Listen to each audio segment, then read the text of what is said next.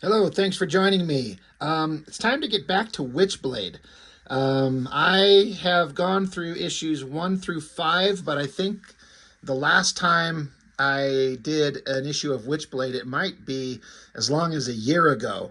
I'm not sure quite why it's taken me so long to get back to these. In the other videos, I remember talking about that this was a title that I really, really liked when it was coming out. From Top Cow, the Mark Silvestri studio. He had done a bunch of stuff that started out kind of popular, but I believe in retrospect, we all kind of look back on all the earlier Top Cow stuff as it was exciting just because it was the first wave of image stuff from Silvestri's studio. But in retrospect, nothing really holds up the test of time. Nothing was like a huge breakaway hit because people were engaged with the story and the art and it just took off. Like Cyberforce was like, oh my God, it's Image Comics #1 Cyberforce issue. It's fun, but it didn't really go anywhere. And they didn't seem to really have much success finding like something that just connected with audiences. But then along comes this artist. They hired on this guy, Michael Turner. And I think he started out doing some backgrounds and things like that. He did a Ballistic miniseries, Ballistic being one of the female characters from Cyberforce. And he just was kind of learning and growing and becoming good. And however it went down, he gets the Witchblade gig. And I don't think they had the slightest idea that it would take off in the way that it did. This was one of the books that I think helped perpetuate and fuel the quote-unquote bad girl craze in comics at the time. A bunch of books coming out with like half-naked, super hot babes fighting and being badasses and being half-naked, and their special ability was to be half-naked. We were all on board with it to a degree, or here and there. But Witchblade kind of had, at least in my estimation at the time, and I think it feels like, even years later, that this is one of the better ones because it wasn't ridiculously gratuitous and it had a pretty decent story, I think, all things considered. And Michael Turner's artwork, it's the thing that really sells this book. It's kind of like Turner on Witchblade and J. Scott Campbell on Gen 13. These were the things that were like the breakaway artists and books. Witchblade for Top Cow and Gen 13 for Wildstorm. It's just the things that everyone kind of like jumped on. They're new characters, they're new artists, and it just worked. And it was just the big successes. And so like I said, I've already done issues 1 through 5. I had issues 1 through 4 and then 6, 7, and 8. And I had missed issue 5 when I was collecting it on my own, but I was able to find a copy online. And that was the last one that I did. So I figured since I've done issues 1 through 5, I would just keep going and do 6, 7, and 8. But since it's been so long since I've revisited the Witchblade, I figured I'd just get them all out and we'd do kind of a quick flip through of all of them all the way up to the end. So why not, right? This cover on issue 1, I do not like this digital painting thing going on. I do not think it works nearly as well as maybe they think it does. It's not bad. Her chest looks so weird. Doesn't it look like there's one big round boob here, but then like a flat... It just looks weird. Anyway, that's not the point. But the basic premise... And, most of us know about all of this, is that there's this gauntlet, this weapon that we'll get to see here eventually. The Witchblade itself, this thing on her wrist, it's this magical device. And this guy, Kenneth Irons, super wealthy guy, powerful, and he basically, as we find out through the story, he's the one that has it, and he's trying to find someone that can actually wield the weapon, because it's kind of picky. Just look at the spread here that Michael Turner does. He gets the opportunity. I'm imagining that the script said, Kenneth Irons walks into his, I don't know, like a museum room of all his like artifacts, and there's supposed to be a theme going on of women with a specific kind of weapon resembling the same design, like this girl here, there. I love that he takes the opportunity to draw, to draw in this hot, half naked, well, she's actually totally naked girl in stone, like to make a big, awesome, artistic kind of centerpiece to focus on. Great double page spread. Michael Turner, if he had any significant deficiencies in his art or his storytelling, they didn't last long. He seemed to have ironed them out pretty damn quickly. I like his art a lot. And at the time, I was really, really a big fan of it. Although I didn't like issue 1 quite as much. He kind of refines his style as each issue goes on.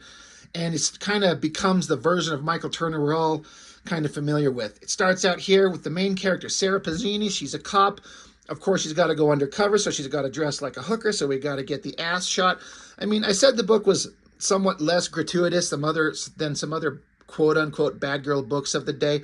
But, I mean, we're trying to sell comics here. So we're going to have the thonged ass, a close-up of her tits. It just works. And I got to say, I love the coloring. The inking is great. The coloring is great. Everything was just working. And then you get the, got to flip the book around, and there's our hot babe cop going undercover. He's pushing the anatomical proportions of the female figure, like giant perfect boobs, wide shoulders, tiny waist. It looks good. Turner's certainly got a artistic style that it's an exaggerated kind of look, and it's kind of an acquired taste. I know some people just can't stand it, but I think those people are kind of in the minority. When Michael Turner was doing this book, he was the guy. Hyper popular.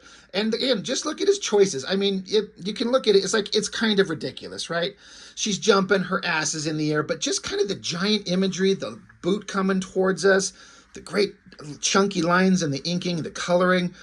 It's sexy, it's dynamic, it's visually interesting, and, she's of course got to be a super badass, but she's infiltrating these guys, and they've got the Witchblade gauntlet here, and this is what she's kind of stumbled upon. But ultimately, while she kind of continues her investigation into these bad guys, we get to a point towards the back here. There's the weapon, and they bring people in to try it on. And people, especially these guys, will put the weapon on, like fit the gauntlet over their hand, and it just blows up their arm. Just destroys their arm. And doesn't attach to anybody. And Sarah Pazzini, her cop partner, got captured, and they were going to execute him. So she dives in the way to protect him from bullets. Well, she gets hit lethal. Like, this is a kill, several kill shots, and it still nails her partner too. But while she's laying there dying, she just instinctively reaches out, and the gauntlet itself stretches itself out to her, puts itself on her hand, and suddenly she's got the weapon. She's healed. She's alive with power and fire. It's almost talking to her. And so that's how issue 1 ends. She's got the weapon, and she doesn't know what the hell it is, what it means, what's going on, what is this crazy thing. So it was a pretty entertaining issue 1. Issue 2, just start out with the hot-looking girl in shredded clothes, boobs out, Witchblade weapon on. Great. There's some side story going on of some girls that were being killed, like microwaved, like heat, kind of like a microwave heat, like cooking their bodies from the inside out. It's a whole secondary story. We're not worried about that. But we pick right up in issue 2. And, she's got the weapon. Her partner is shot dead. She's got this weapon. It freaks her out. She tries to take it off. It grabs onto her skin and tries to hold itself on her, which I thought was an interesting kind of way of showing that this weapon has a mind of its own. She's in the hospital later. Her cop buddies are trying to find out what's going on. She finds out that her partner buddy is dead. And again, Michael Turner does some great shots, like this shot of her in bed with like the dramatically high window and the blinds casting the shadows across her. It's a great shot. This splash page doing a quick recap of the weapon and all the characters we've been introduced to. Turner does really designy things with the hair, and he really defined the look of the Witchblade itself with this chunky metallic stuff that spreads across her body. All good stuff. We're back with Kenneth Irons and his badass assassin henchman, Ian Nottingham. I think we saw him briefly in the first issue, but he didn't do anything. But here we get to see what a badass he is. Kenneth Irons, there's an assassination attempt on him. This guy shows up and shoots at him, and Nottingham just catches the bullet in his hand, like, bop, caught it. And so Kenneth Irons is like, Nottingham, do what you want. So then we get these awesome pages of Nottingham taking out the bad guys. Michael Turner just taking the opportunity for a double page spread. Big awesome images of the guy standing there, hair flowing in the wind, bloody swords, and panels surrounding him. It all looks great. And one of the bad guys comes at him with the car. So again, Michael Turner takes the opportunity for the spread. Just have the guy slicing the car right down the center. Really dramatic, really awesome stuff. And my poor book is coming apart here. But back with Sarah Pazzini, she's just kind of dealing with the crazy, the Witchblade thing attached itself to her. She's trying to figure out what it meant. Her partner died. She goes into the evidence room and gets the weapon because it was confiscated by the cops. And it's cutting back and forth between Nottingham and Kenneth Irons doing like this magical ceremony to level up Nottingham's powers for whatever reason. Great lighting, great inking. There's this really dramatic moment I always liked where Sarah got the gauntlet on, and then she goes to the body of her dead partner. And I love the expression on her face. She's very sad. She's basically praying for a miracle. Maybe this magical glove can bring her partner back to life. Seems like a dumb idea. She thinks it's stupid. God damn, Michael Turner loves his double page spreads. We got to turn sideways. I mean, there's some really dynamic, interesting stuff going on there. Lots of detail. Michael Turner had something just magical that just worked. And then back with Sarah, she kind of gets her senses about her. She's like, this is so stupid. This glove is not going to bring my partner back to life. So she turns her back and is just sitting here going like, this is so dumb. What am I doing? I can't do anything right. But behind her, her partner absolutely wakes up from the dead. So that's issue 2. Issue 3 starts out another great splash page of her face. One thing I did notice in these books upon re-flipping through them is it's got the, I was going to say the problem, but I guess it depends on your perspective. There are a lot of dialogue boxes on these pages all over the place. These writers, David Wohl and Christina Z, they're kind of in the McFarlane camp of writing, it seems, where they feel like the only way that they can justify themselves as writers is to litter the pages with text everywhere. The only difference is, in my opinion, is that unlike a Spawn comic, these words and the dialogue and the storytelling, it doesn't drive me insane and piss me off the way that a McFarlane comic does. I still think there's places where it's unnecessarily long. I do remember when I read this as a kid, this was in the 90s, so I was, 17, 18, 19. I didn't have any problem with it. I look at it now and I'm like, oh my God, does this story really require this much text? I don't know. I mean, the success of the books would lead me to think that it's just fine.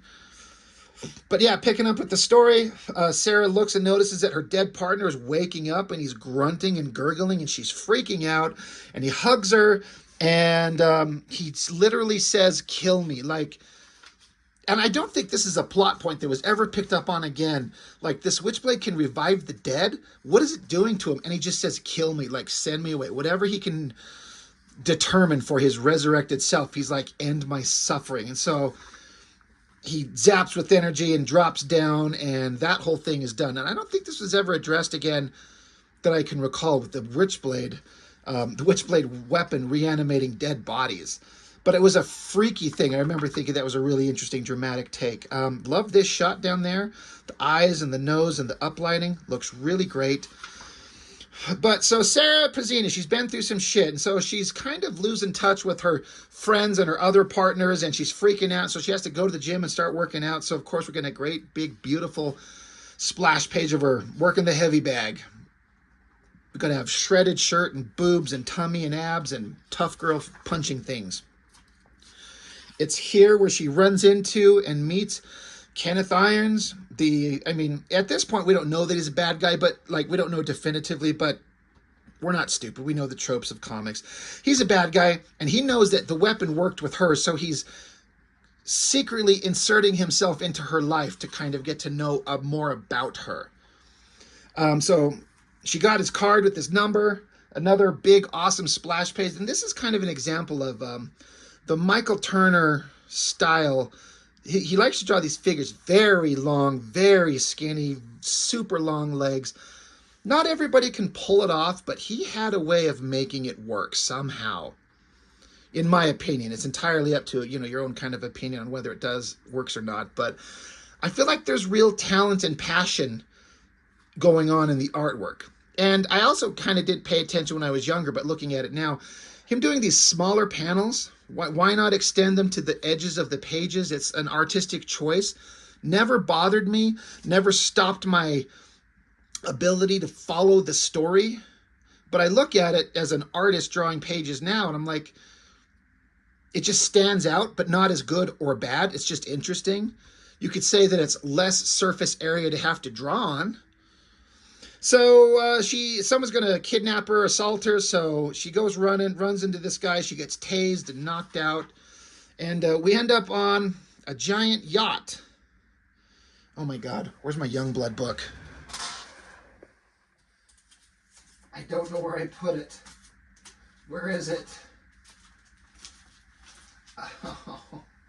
Oh. It's sitting right here somewhere.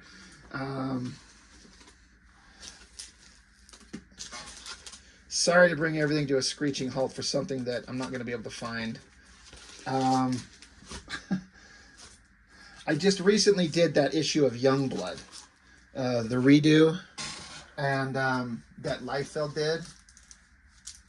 Here we go. All right, thank God. Sorry. Never going to miss an opportunity to bust out this silliness. But there is a yacht by Rob Liefeld, and there is a yacht by Michael Turner. Which one of these guys actually looked at some reference? I will say that it looks like to me that Liefeld did bother to at least look at something to maybe sort of get the front of the ship shape correct. It is similar, but look, this is what Liefeld does. A boat, clouds, and a horizon line, that's his thing. Michael Turner, he'll draw the boat, he'll get out the details to put it all on the boat, he'll put the Statue of Liberty in the background, the New York skyline, the towers, details on the water. Look at the level of work in this double page spread of a yacht, and then compare it to this. I'll let you make up your mind on what you think is the better version. I'm not here to tell you what you think. I think we all know what I think. But yeah, these bad guys kidnapped her, and basically they're working for Kenneth Irons, but it hasn't been said here. But they basically take the gauntlet and throw it at her and tell her to put it on. And she tells them to go fuck themselves. So they shoot her in the shoulder just to torture. They're trying to force the issue. Like, you're going to put it on or you're going to die.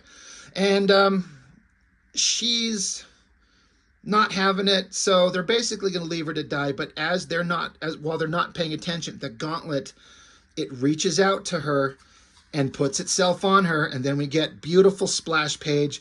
You know, of course, the sexy body, the turned head, the flowing hair, the energy, the boobs, the hips, dramatic, dynamic, awesome, and the coloring on these books is fantastic. So now the weapon powers up, she shoots at him, she dives out of the boat to get out of the way. Great double page spread. Fantastic coloring, great angle. The storytelling as she jumps out, she's going from left to right, out of the panel, right? Flowing out of the page, right to the bottom corner, leading your eye out of the page, and then following the same flow, boom, she's in the water.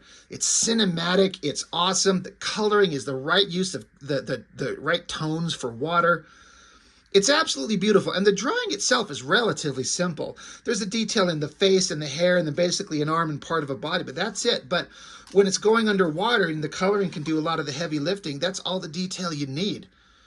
I think it's awesome. So she's running away from them. She swims all the way to, was it Liberty Island?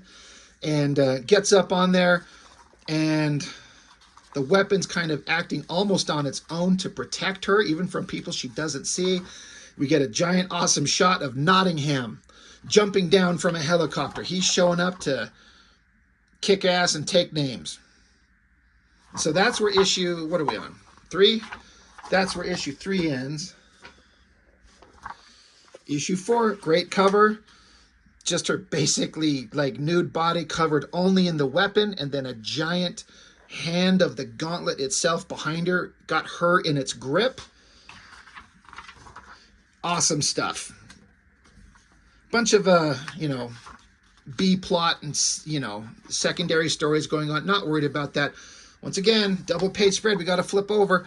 Look at how much space Michael Turner uses filling up the page. Nottingham here. Like, this hand is a giant hand to draw on the full board. Puts in all the detail. Look at the detail on that sword. The little stitching across it. How it's the wrap on the handle is built. Like, he obviously looks at reference to get it accurate. It's beautiful. And of course, she looks fantastic. Michael Turner knows how to use these double page spreads. So they have some words. There's a quick fight back and forth. Great action shots. Always going to take an opportunity to put her butt right in the center of a panel and just have her looking hot. But they fight. He's able to withstand the mystic, magical abilities of the Witchblade weapon for some reason. And also, he's able to stand there and get a giant breeze of air blowing his hair up. Doesn't make sense, but it's awesome looking. But now the weapon kind of stopped functioning, so she has to take him on physically by herself. And she's not a physical fighter compared to this Nottingham guy, so he's beating the shit out of her. But while this is going on, while the gauntlet's not really working, shadowy figure comes along, beats the piss out of Nottingham, and it's Kenneth Irons. He shows up and saves her from this Nottingham guy. And he acts like he's there to save her. I'm here to rescue you. She doesn't understand that Irons and Nottingham are working together. These pages are more of the secondary plot that it doesn't get resolved in this opening 8-issue storyline. This is like something gets resolved in the next storyline, if I remember correctly. But Sarah gets away. She gets away from Irons and Nottingham. She goes up to the apartment of her other cop buddy and just asks for a place to stay. He's like, all right, of course, sure. So she goes in his bedroom, takes the gauntlet off. In fact, she takes everything off. And then I always thought this is one of the cooler, dramatic scenes. She's in bed, she's out, and the weapon itself just starts moving and crawling, and it just spreads its tendrils all over her naked-ass body, just covering her. I think of the symbiote costume in Spider-Man when it first showed up, how it would crawl onto his body while he slept and take him out at night and run around while Peter Parker slept. It's kind of like that. The weapon is just wrapping itself around her. And I always thought this spread was so dramatic. Just like she's in bed, she's asleep, and this weapon is doing something to her. It's completely covering her body except for her mouth.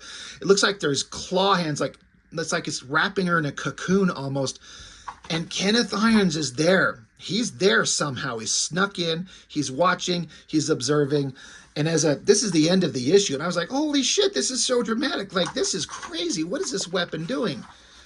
I was interested and invested in the drama of the story as much as the sweet Michael Turner artwork. So issue 5, this is the one I didn't have when I was collecting it in real time. So when I got to review this one last, it was new to me.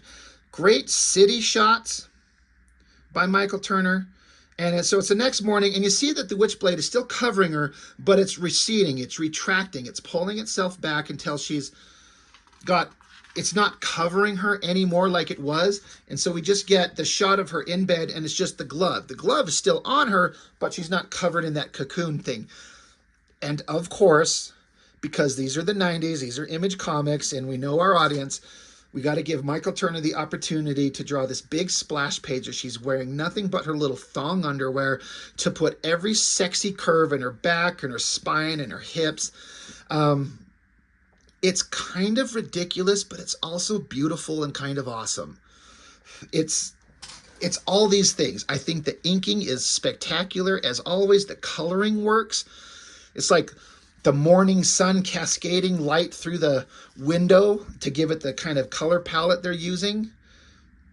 I just think it works. It's, and even if you don't like his art style, like, you got to admit there's kind of a dramatic vibe that he has that just works. So anyway, she's up. She's all healed too. She got her ass beat. She was shot and cut and punched and everything, but she's kind of like, none of those wounds are still on her. Whether she's putting it together that it's the Witchblade weapon itself that's healing her or not. This is an interesting page. It was just a bunch of pipes. I bet you it didn't take them long to draw that page. It's interesting that they want to go out of their way to write a story where an entire page is dedicated to just a couple of panels of like plumbing pipes. But it gets into some BDSM bullshit between Irons and Nottingham. He's tied up in leather and he's beating the shit out of him for disobeying. It's weird. More B-plot stuff with secondary characters. Don't give a shit. We're here for the interesting stuff. Even if the secondary plot is a modeling agency with a bunch of hot girls, I think they are obviously writing to Michael Turner's strengths at this point. They're like, he draws some hot girls and the audience is responding, so we better put a double splash page of hot girls in there. Good for them. But that secondary story, don't care about. I like this shot of Sarah. I like her face, the hair, and the casual outfit she's wearing. Even when she's fully dressed in loose, baggy, frumpy clothes, she's still beautiful. So, yeah. Story. It kind of drags on a little bit. That was a great shot. It's like a dream sequence. You know, a little flowing, see-through kind of whatever hell she's wearing. But again, give Michael Turner the opportunity to draw a full female figure, basically naked. We're all here for it. And then there's like the story kind of goes into a burgeoning kind of like dangerous flirtation romance between Pizzini and Ian Nottingham. You know, the way I'm kind of blasting through the story, it doesn't make any sense. But if you're reading it, it's built up slowly enough that it makes sense. Even Nottingham himself is dreaming about Sarah. That's why he's waking up here. He's half naked. So we're not just drawing half naked chicks. We're just drawing dudes too. So anyway, yeah, that's issue 5. So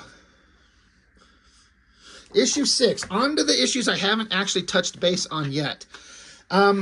There's some pages in these as they get towards the end where I was talking about where, good Lord, is it a bunch of unnecessary text. You're at a funeral for the cop who died in the first issue.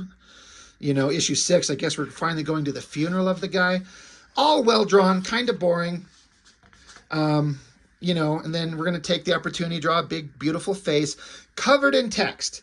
But this is kind of recapping all her thoughts and feelings of everything that's going on and what she's felt and what she's learned and what she's experienced. It's a lot of text. I don't know if it's entirely necessary, but like I said, when I was reading this at the time, I wasn't bothered by any of it. I was invested in the story. I was enjoying it. But yeah, Sarah keeps getting hit on by Kenneth Irons, and she doesn't know that he's a bad guy, not looking out for her best interests. More secondary story stuff. But again, look at how Michael Turner, when he's given the opportunity, like when they give him the opportunity to draw hot babes, he'll do it. But when it's also like, draw this opulent, like, penthouse room with a piano and giant windows and chandeliers and all in proper perspective, he can do this all. And it's funny because I remember reading in some kind of interview, I think from Mark Silvestri, talking about when he first met Michael Turner and gave him a task of drawing like a building. Like, yeah, you can draw figures, but can you draw buildings? Go draw a building. And he comes back, and Mark Silvestri said that what Michael Turner had drawn looked like a loaf of bread standing on its end. Really bad. So then I guess something to the effect of Silvestri gave him some reference. He says, here, use this building as reference. Go draw that building. And he came back with something that looked a lot better. And that helped kind of lead him to the choice to hire him. And it's kind of funny to hear that Turner, just a couple years prior, was so bad at backgrounds, but then look what he can do now. Once again, this trophy room with all these images of the various characters, various versions of the female characters with Witchblade weapons. Lots of detail, lots of words everywhere. But Kenneth Irons is just like sucking her into his confidence. She doesn't know that she's being manipulated. But again, look at all the dialogue, all this back and forth conversation. I'm shocked looking at it now. If I had never read this, I'd be like, oh my God, these words better be goddamn good if I'm going to read this stupid book. But at the time, I was invested in it. I had no problems with it. Nottingham's chasing after Sarah again. She starts shooting at him multiple times. She can't hit him. He tackles her. She kicks him in the balls. And eventually, he's standing up or just kind of crouched there. And Michael Turner's design sense. Crouched over, flowing hair, this round kind of stone structure behind him, roses everywhere, the coloring behind him. Dramatic, dynamic, interesting. It's just beautiful stuff. And so, like, she unloaded several bullets at him, and she's kind of confused how the fuck she missed. So he tackles her, shoves her to the ground. Some girls are into this kind of shit. It's a little joke there. But seriously, some girls are. Got her on the ground. She's grunting, and then he's like, hey, stop. I just want to talk. And this is the end of the book. And I've never seen a double-page spread quite like this. Close up on their faces. They're beautifully drawn. The long flowing hair of both of them. The eyes, the lips, the coloring. This is a hell of a spread. And again, I wonder if they scripted it this way. End the book, issue 6, with a giant double-page spread of their faces mashed together. She's tackled on the ground, and he's like, stop fighting me. I just want to talk.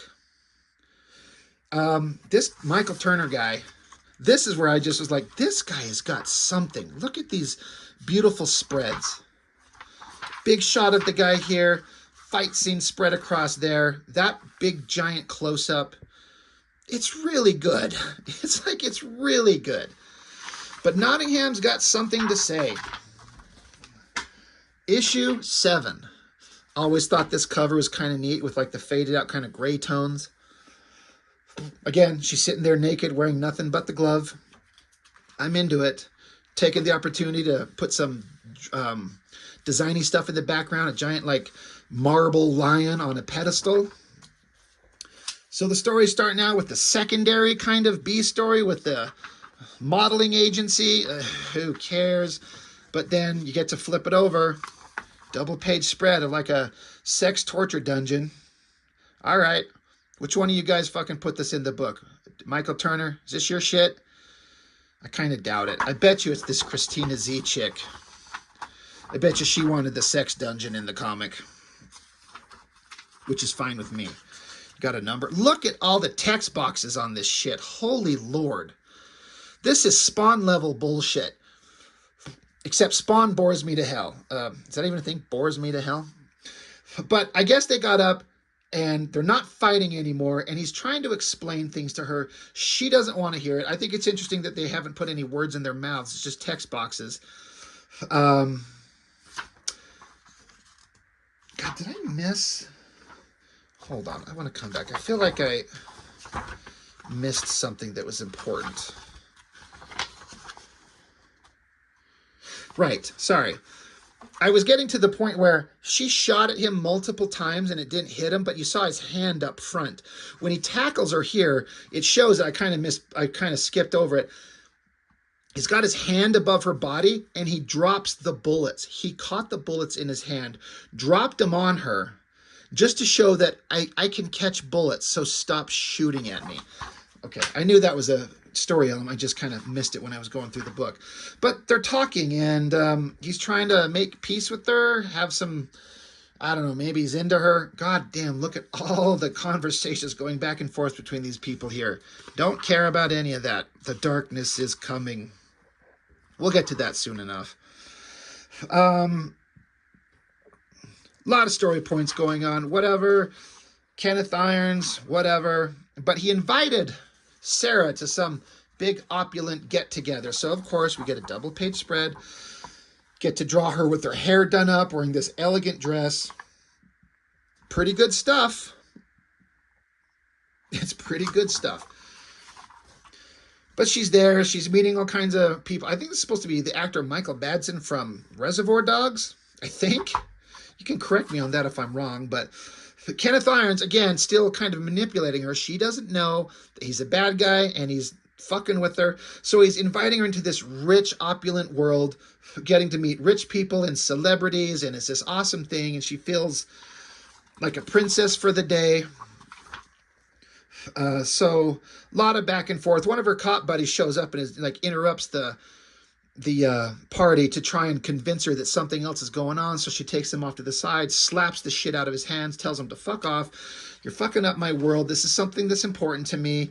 So he's like, fine, whatever. You're in danger. You don't want to hear it. I'm not going to sit around and watch you fuck up your life. And Kenneth Irons picks up the shit that she slapped out of his hands and sees that this is stuff that's to implicate Kenneth Irons. And so you get this silhouette with his glowing eyes of like, he's pissed. Oh, you just interrupted my party. You're trying to, dude, you're dead.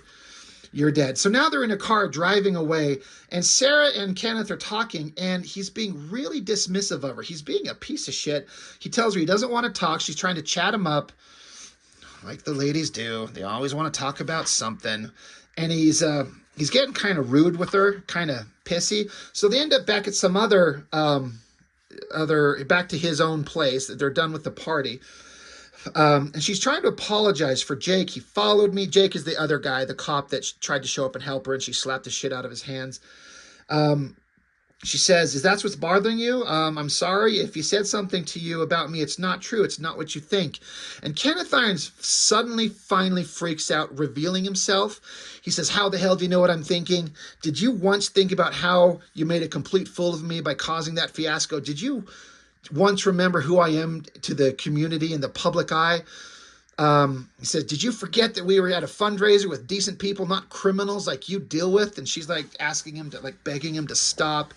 And so he's just like laying into her, just calling her a worthless piece of shit human, that she's dumb, she's stupid, she doesn't understand what her actions are causing so much irreparable harm to his reputation. And the Witchblade weapon starts forming around her because it can disguise itself as just a watch around her wrist. It's like the weapon is responding, sensing that something bad is going on. She doesn't get it, and he's just laughing. He thinks it's great. Everything's going his way. He's degrading her. He's putting her down, making her feel like a piece of shit, and she's reacting she's confused and sad. And it's like, all right, we've got her here. We've got the weapon with her. We can do anything we want to her. Mr. Nottingham, please join us. So there he is in his suit with his swords, here to, who knows what they're going to do. I always thought this was awesome. Ripclaw ended up having his own, we're done with the Witchblade story for this issue, but there's a preview with Garth Ennis writing a Ripclaw comic. I don't remember that Garth Ennis wrote it. Who cares? But Anthony Wynn was the guy when he started out. I didn't particularly pay attention to him, but I thought he ended up being really good. And then there's this beautiful, awesome double-page pencil spread of Ripclaw, which is like, that looks awesome. I think it's so neat that they put this in there. As an artist at the time, like a young kid trying to learn how to draw, seeing stuff like this was really exciting. And I still think it looks pretty damn good. I love that when they do stuff like that. Anthony Wynn, he had something. He got really good. Anyway, issue 8, the final issue of the main opening storyline to the Witchblade saga. It's interesting that they dragged it out for 8 issues. Like, you know, Wildcats had 4 issues. Cyberforce had 4 issues. Savage Dragon had 3. You know, things like that. But and all those other comics had like a mini series to introduce the characters and then jump into regular series. Witchblade, they just started from issue 1 and just went until years into it when it finally got shitty enough that they canceled it, which is quite a ways after Michael Turner's run. But the opening storyline, the initial introduction kind of story, the first movie, if you will, is 8 issues. And it's kind of interesting that they went that far into it. But it's working. You know, people were buying it. So issue 8, double-page spread. Pretty awesome stuff. I love the coloring in the sky. Look at that beautiful coloring in the sky there. The colors are Jonathan D. Smith. So good. But secondary stories going on, but we're back with Sarah Pazzini. She's sad, she's crying, she's insulted, she's been basically mentally manipulated and abused. Kenneth Irons is a piece of shit. Nottingham's there. He's supposed to be doing whatever Kenneth Irons demands of him. There's lots of text everywhere. Sarah's feeling like a piece of worthless garbage.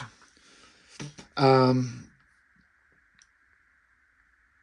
trying to remember why a bolt of lightning shot through the glass there. It's a little weird.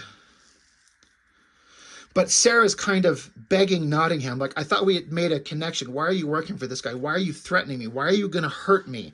He stabs his sword down, grabs her wrist. The weapon starts wrapping itself up a little bit. And Kenneth Irons tells him, like, all right, come on, follow my instructions. And this is where Nottingham turns on Kenneth. He decides that he's got a connection to Sarah, so he dives after Kenneth Irons and attacks him. And then Turner, using all his dramatic design sense that he's got, pretty epic stuff. Look at him slashing at his chest with the sword, guts his blades up in the air, both swords stabbing him down into his face. And then this shot is great, where Kenneth Irons reaches up with his hand, grabs both blades, and stops them before they jab into his face. Great lighting, great hatching line work for the dramatic uplighting. Really good stuff. What's interesting is that Ian Nottingham here, the long-haired bad guy that's on Sarah Pazzini's side now, apparently, he's been portrayed to be the most unbeatable badass ever. He's slicing cars in half with his sword. He's catching bullets with his hand. He's undefeatable, super badass. But Kenneth Irons, his boss, dominates him completely and totally. Kicks his feet out from under him and starts beating the shit out of him, an elbow down to his head. Sarah's just watching as it's going on with the dramatic lightning striking in the background. Pretty dramatic stuff. Great coloring. He picks up Nottingham and tosses him out the window, out the window, falling out the window from the skyscraper, presumably dead. And he's standing there, and this is where something interesting is revealed, because he's like, I want the fucking Witchblade gauntlet, and everything I've been doing to you has been leading to me finding a way to gain power over it. So Sarah's trying to rip it off her wrist, and she's saying, take it. You want it, fucking have it. And so it shows here, and this was something I was legitimately shocked at and surprised at, because he shows that he did try to put it on once, and it blew his hand off, which we've seen it do to other people. And so you see that his hand on his right arm is missing. And if you go back and look at every panel, every page this character has been on, never once did you see his right hand. It's in a pocket. He's angled away. You see his left hand for sure, but you've never seen his right hand. Like, I would go back and I would look. I'm like, no way. There's no way that I did not see that. But I went back through every book, and I mean this when I first was reading it. I've known this since this thing came out, but he's always angled away. You never see his right hand anywhere. So if you don't believe me, you can go back and check. See, left hand, never see the right hand. Every book. So this is something that they had planned out since day one. He had tried to put it on, it blew his hand off, and we're not going to reveal that until the end of the book. And like I said, I remember reading this going, oh my God, it's like, it's not a big deal, but I was legitimately surprised. It caught me off guard. And like, nope, now I got to go back and look. And they were right. So with these magic runes or whatever, they're carved into his arm, he uses this magic to call the gauntlet to himself. And so it flows off of her body, off of her arm, and onto him. He's screaming. There's this evil flow of clouds and energy above the skyscraper. And then he stops and looks, and we get an awesome double-page spread. We got to flip the book over again. And here is the Witchblade on him, giving him the power with Michael Turner's awesome design sense. It looks fantastic. He's so happy he's got it. He says, I am master. I am power. Finally. He has the weapon. It's everything he's always wanted. So, Some other guys, the cop and another guy come up in an elevator. This random ass other jerk off who works for Kenneth Irons, he gets blasted immediately. Jake, her cop buddy, starts unloading bullets, and he's just able to deflect them with the Witchblade. Sarah's freaking out because she doesn't have the weapon. She doesn't know what to do. Jake gets stabbed through the shoulder. So the weapon is dragging Jake to Kenneth Irons. So Sarah runs at him to save him, and he just casually points his hand to the side, shoots an energy blast, catches her right in the chest, blasts her way up high, sends her smashing through the chandelier, out the window, and out the building as if to fall to her death. But I guess we find out here that there's the Witchblade that went on to Kenneth Irons was only a portion of it, because this weapon can replicate itself and mass shift and increase its overall volume basically infinitely. So he only took part of it. He's only control of part of it. There's still another part of it that's on her. It starts manifesting itself again, shoots up some Witchblade spiny thorn tendril things to grab onto a gargoyle to stop her from falling. And before Irons can kill Jake, they look and we get beautiful double page spread. There is Witchblade fully formed, really. I mean, she's been in the full outfit, but this is her like choosing to use the weapon, choosing to accept it, to use it, to be whole with it. And she's like, all right, here I am, let's go. And I love this shot because, again, she's still got her dress on, but the weapon, I like that there's, you can call it an unnecessary reason to shred clothes and show a lot of naked skin on the girl wearing the outfit, or wearing the gauntlet. But this weapon, these metal tendrils form over her body, and it doesn't usually go over the clothes. It goes onto her skin. So it will shred her clothes. So that's why she ends up naked a lot of the time. You could ride around that and not make it part of the story, but it kind of works. But I also love that this double page spread, he's not really sexualizing her. We're not focusing on her boobs and her hips and her ass or anything like that. She's bent over, arms out flexing, knees bent. It's a power pose. It's not a sex pose. I would have been fine either way, but that is pretty epic. That is awesome. She's like, let's go. So they tackle each other. They fight back and forth. They're out on the ledge of a building. And Sarah is kind of pointing out something to stupid Kenneth Irons. And she's like, you can't wield this weapon, she's telling him. He's like, why the hell not? She's like, are you stupid? How could you be so blind? Look at your own gallery. This weapon only chooses women. You might have been able to fool it with magical manipulation for a minute, but she mentions that it only goes on to women. And so he slugs her in the guts to, get some distance between her. He's still using it. He tries to shoot this claw weapon at her face, and so the Witchblade forms like a helmet over her head to protect her. And once it reconnects with the part of the Witchblade he has, connects with the one that she has, she's able to retain control over it and pull it off him. And the Witchblade weapon itself starts falling off of him. It's not working. It's not staying with him. He's not worthy. He's not a woman. You don't get to use it. So now with his little bloody stump of a hand, he keeps trying to fight her. So she smacks him. Now he almost falls off the edge of a roof. She uses this awesome shot of her spreading the claws out to stab him through his body. Basically saying, it's over, I've won, you're defeated, fuck off, I'm awesome, you suck. And so he's hanging off the edge of the building, and he's like, just kill me. And she says, no, that's way too easy. He's like, all right, well, then I'll kill myself. And he lets himself fall to the ground. He just falls into the void of nowhere. And so we end the book on this, not a splash page, but a big awesome shot of her standing there going, all right, I've got the weapon. I was being manipulated by these assholes. She's basically she's won the battle. The hero's journey is kind of over for now. She went through all the trials and tribulations. She had to learn about the weapon. She got manipulated. She was at her lowest point, and now she is kind of in mostly full command of the weapon. She is the Witchblade. And the end of the story. Ian Nottingham fell to his death, presumably. Kenneth Irons fell to his death, presumably.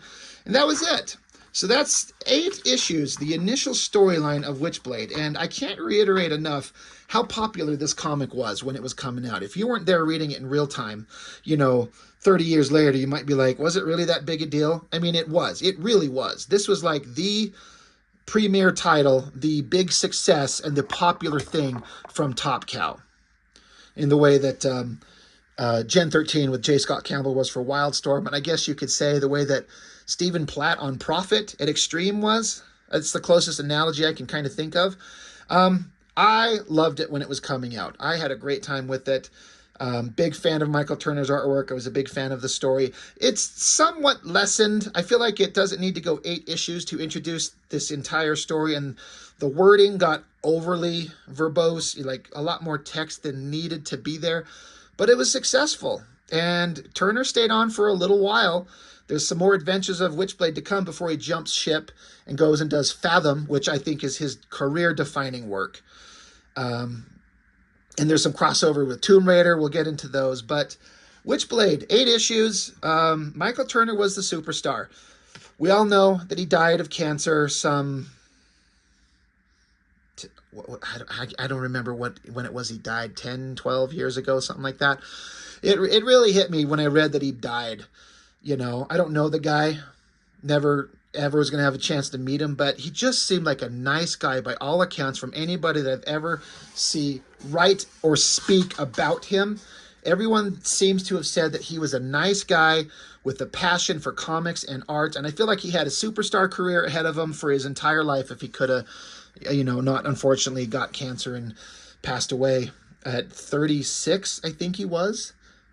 It's really sad. It sucks. Just a guy who's nice and talented, and in my mind, he brought a lot of joy to a lot of people. He's out there drawing these comics. He did this Witchblade, then he does Fathom, and then he gets some other titles going, Soulfire, and that other one, Echo, so I don't think he ever really got to do too much of.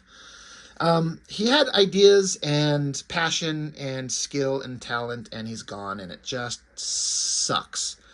But we can always remember him and his work and just appreciate it. And, he's not really dead as long as we remember him, right? Anyway, Witchblade, it's good stuff. And I guess that's all I've got for now. Thank you for watching. I'll see you next time.